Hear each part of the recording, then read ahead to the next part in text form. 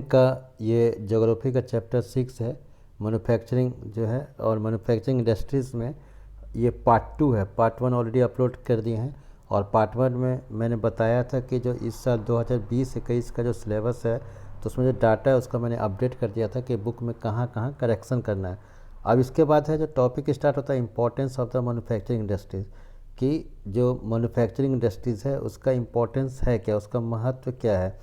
तो सबसे पहले तो ये मॉडर्नाइजिंग एग्रीकल्चर, तो ये एक नोट्स है, ये चीज़ याद रखिएगा। लेकिन ये जब क्वेश्चंस अगर आता है तो इसको थोड़ा डिटेल लिखना है। जैसे ये बुक में, ये सिर्फ जैसे अगर ये बुक देखिए, यहाँ पर बुक में देखिएगा तो ये जो क्वेश्चंस है, इम्पोर्टेंस ऑफ मैन्युफैक्चरिंग, कि मैन्युफैक्चरिंग का क्या इंपॉर्टेंट है। सबसे पहले तो मैन्युफैक्चरिंग है क्या, तो इसको डिफिनेशन आपको याद करना है। ये डिफिनेशन यहाँ पर इसको समझिएगा कि production of goods and in large quantities after processing from raw material to more valuable product is called manufacturing. तो ये आपको याद रखना है कि प्रोडक्शन ऑफ गुड्स, जो गुड्स का प्रोडक्शन होता है बहुत ज़्यादा क्वांटिटीज़ में, in large quantities after processing, उसको प्रोसेसिंग करता है, हो सकता है लकड़ी से बेंच बना दिए, या हो सकता है कि वीट गेहूं से आप आटा बना दिए, तो उसको रॉ मटेरियल और मोर valuable product it is manufacturing. अब इसी में जैसे एग्जांपल है दिया हुआ है कि वुड हो गया, शुगर हो from sugar cane, iron and steel, iron from iron ore and aluminium from bauxite. तो यहाँ पर अब जो क्वेश्चंस आ सकता है, जो सेकंड क्वेश्चन है, और नोट्स जो दिया हुआ जो बता रहे थे इंपॉर्टेंस ऑफ मैन्युफैक्चरिंग। तो पहला चीज़ है कि मैन्युफैक्चरिंग कौन सा सेकेंडरी सेक्टर है। सेकेंडरी सेक्टर माने कि जो एग्रीकल्चर के बाद आता है, एग्रीकल्चर से अगर कुछ निकला तो उससे प्रोसेसिंग होकर बना। तो manufacturing industries not only help in modernising agriculture, कि मैन्युफैक्चरिंग इंडस्ट्री जो है वो सिर्फ एग्रीकल्चर को मॉडर्नाइज ही नहीं करता है, बल्कि अब एग्रीकल्चर क्या चीज़ है, तो agriculture which forms the backbone our country, they also reduce the heavy dependence, की जो एग्रीकल्चर में सरप्लस लेबर है, जो कि of people heavy dependence of people, जो सरप्लस लेबर है उसको शिफ्ट करता है, उसको काम देता है manufacturing on agriculture income by providing them job in secondary and tertiary sector. तो ये पहला पॉइंट ये याद रखना है कि महत्वपूर्ण क्यों है, what are the importance of manufacturing industries. तो ये देना है कि ये प्रोवाइड करता है, मैन्युफैक्चरिंग इंडस्ट्रीज प्रोवाइड या they reduce the heavy dependence of people on the agriculture income by providing them in secondary and tertiary sector. उसके बाद देखिए इंडस्ट्रियल डेवलपमेंट। इंडस्ट्रियल डेवलपमेंट होता क्या है, तो ये एक प्री कंडीशन है, एक पूर्वानुमान है कि आपका अनएम्प्लॉयमेंट दूर होगा, इरेडिकेशन ऑफ द अनएम्प्लॉयमेंट, बेरोजगारी दूर होगा, पोवर्टी फ्रॉम आवर कंट्री से पोवर्टी कम होगा। This was the main philosophy behind public sector industry and joint sector venture. Joint sector मैंने कि जिसमें पब्लिक भी है और प्राइवेट भी है। इसको अभी आजकल पीपीटी और ये ट्रिपल पी कहते हैं कि पब्लिक प्राइवेट पार्टनरशिप, तो ट्रिपल पी हो गया है। तो it was also aimed at bringing down regional disparity, कि कहीं पर बहुत ज़्यादा कारखाना, कहीं नहीं कारखाना, तो वो भी, या कहीं पर इनकम बहुत ज़्यादा है, एग्रीकल्चर ज़्यादा होता है, कहीं मिनरल ज़्यादा है, तो उसको दूर करने के लिए जो क्षेत्रीय जो अंतर है, डिस्पैरिटीज़ है, तो उसको दूर करने के लिए एक, या फिर ट्राइबल बैकवर्ड एरिया उसमें इंपॉर्टेंट काम करता है। फिर क्या चीज़ है कि ये एक्सपोर्ट ऑफ नेक्स्ट जो इंपॉर्टेंस है, export of manufacture goods expand trade and commerce, कि अगर हम एक्सपोर्ट करते हैं, निर्यात करते हैं किसी भी सामान का बना हुआ, तो ट्रेड को भी बढ़ाता है, कॉमर्स को भी बढ़ाता है, and in brings in much needed foreign exchange. Foreign exchange माने विदेशी मुद्रा, इसको ऐसे फॉरेन करेंसी भी कहते हैं।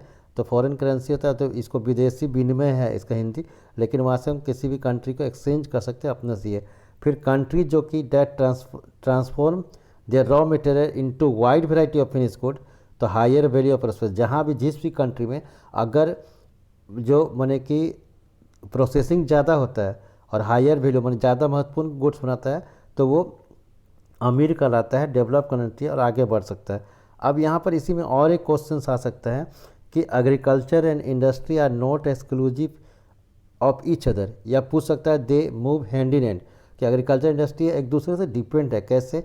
तो यहाँ पर दिया हुआ कि द एग्रो, आंसर जो आपको लिखना है यहाँ से देना है कि the agro industry in India have given major boost to agriculture by raising its productivity and they depend by later for the raw material and sell their produce, कि सच एज एजुकेशन फ्रॉम, कि जो industries है, अगर manufacturing है, कि वो उसको मैंने पानी पटाने के लिए पंप देता है, फर्टिलाइज़र देता है, इंसेक्टिसाइड देता है, पेस्टिसाइड्स देता है। तो इस तरह से ये देखते हैं कि दोनों साथ चलता है, एग्रीकल्चर और इंडस्ट्री जो है साथ साथ चलता है, दोनों एक दूसरे पर डिपेंडेंट है। तो ये चीज़ दिखा रहा है। उसके बाद देखिए यहाँ पर है कि manufacturing industry has not only assisted agriculture in increasing their production but also made production of processing in efficient. अब यहाँ पर आज के डेट में क्या है कि आज का डेट में कंपटीशन क्या है, इन मैन्युफैक्चरिंग क्या है। तो in present day world of globalisation our industry need more efficient and competitive, कि जो मैन्युफैक्चरिंग इंडस्ट्री है उसको ज़्यादा कम्पिटिटिव और अच्छा होना होगा, फिर आत्मनिर्भर होगा, सेल्फ सबसे alone not enough. Our manufacture good must be at a par of quality, क्या ऐसे क्वालिटी होना चाहिए par in quality which those in the international market. अब यहाँ पर नोट्स आके देखते हैं, तो यहीं पर हम बताए थे कि आपको कैसे याद रखना है नोट्स में। तो importance of manufacturing industry, modernising agriculture, provide jobs in secondary tertiary, bringing down regional disparity, retention of employment and export of manufacture goods. फिर है factor of industrial location, industrial location का क्या क्या फैक्टर काम करता है। तो सबसे पहले वहाँ पर रॉ मटेरियल है कि नहीं, लेबर है कि नहीं, कैपिटल है कि, लेबर मतलब क्या चीप लेबर, कैपिटल मतलब कि पूंजी है कि नहीं, एनर्जी है कि नहीं, बिजली मिलता है कि नहीं, मार्केट है कि नहीं, ट्रांसपोर्ट है कि नहीं। तो 6 फैक्टर है। 6 फैक्टर्स को यहाँ पर अगर आप एनसीईआरटी में देखेंगे तो इसको आपका जो फैक्टर्स है ये आ सकता है। तो कंट्रीब्यूशन ऑफ नेशनल इनकम तो खैर यहाँ पर कितना कितना परसेंट कर सकते हैं, लेकिन ये इस पर उतना ये नहीं, इसलिए हम इसको नहीं कहता। इंडस्ट्रियल लोकेशन, तो इंडस्ट्रियल लोकेशन जो है कि अगर पूछे कि किसी भी मैन्युफैक्चरिंग इंडस्ट्रीज को सेटअप होने के लिए क्या क्या लोकेशन है, तो these are influenced by availability of raw material, कि रॉ मटेरियल की उपलब्धता होना चाहिए, लेबर होना चाहिए, कैपिटल, पावर एंड मार्केट होना चाहिए। तो ये है जो वहाँ पर मैंने लिख दिया है, तो वहाँ पर नोट्स में लिखा हुआ है। तो और ये सारा चीज़ एक प्लेस में नहीं मिलेगा, it is rarely possible to find this factor available at one place, कि एक प्लेस में नहीं मिलेगा। तो कॉन्सिक्वेंटली परिणाम से manufacturing activity tends to locate at the most appropriate place, इसलिए मैंने जो इंडस्ट्री होता है, मैन्युफैक्चरिंग होता है, उसी जगह पर होता है प्रोडक्शन जहाँ पर ये सब कम से कम इधर अवेलेबल और can be arrange at lower cost, अगर नहीं भी अरेंज है तो उसको है अवेलेबल तो उसको कम कीमत पर हो जाए। अब और ये कभी कभी क्या होता है कि an industrial active start organisation follows, कि इंडस्ट्रियल जब इंडस्ट्री बैठता है तो ये शहरीकरण हो जाता है, शहर भी आता है। लेकिन कभी कभी क्या होता है दोनों साथ साथ चलता है। समटाइम इंडस्ट्रीज एंड जो मैन्युफैक्चरिंग आर गो विथ, यहाँ जो आप देखिएगा गो आर लोकेटेड इन और near the cities. Thus industrial, इसको याद रखिएगा कि thus industrialisation and urbanisation go hand in hand, and इसी को हम लोग कहते हैं सिटीज़ प्रोवाइड मार्केट। सिटीज़ जो है मार्केट देता है, बैंकिंग देता है, इंश्योरेंस देता है। तो यहाँ पर यही चीज़ लिखा है कि मेनी इंडस्ट्रीज़ को याद रखना है कि many industry tend to come together to make use of the advantage offered by the urban sector, कि शहर होता है तो बहुत इंडस्ट्री को अट्रैक्ट करता है, तो इसी को कहते हैं एग्लोमेरेशन इकोनॉमिक्स। तो यहाँ ये इसको याद रखिएगा। उसके बाद देखिए आगे आप देखेंगे कि classification of industry on the basis of raw material, कि रॉ मटेरियल में किसको इसको क्लासिफिकेशन करते हैं, तो एग्रो बेस्ड इंडस्ट्रीज और मिनरल बेस्ड इंडस्ट्रीज। इसका एग्जांपल दिया हुआ है, एग्रो में जूट, शुगर, और मिनरल्स में iron, steel and cement industry. According to their role, अगर रोल के अनुसार करें तो बेसिक और की इंडस्ट्रीज जैसे कॉपर स्मेल्टिंग, अल्मोनियम स्मेल्टिंग, ये स्मेल्टिंग। फिर उसके बाद कंज्यूमर गुड्स, जैसे कोई भी जो कंज्यूमर पास पहुंच गया सामान। फिर on the basis of ownership, तो ऑनरशिप के अनुसार public sector, private sector, joint sector, cooperative sector.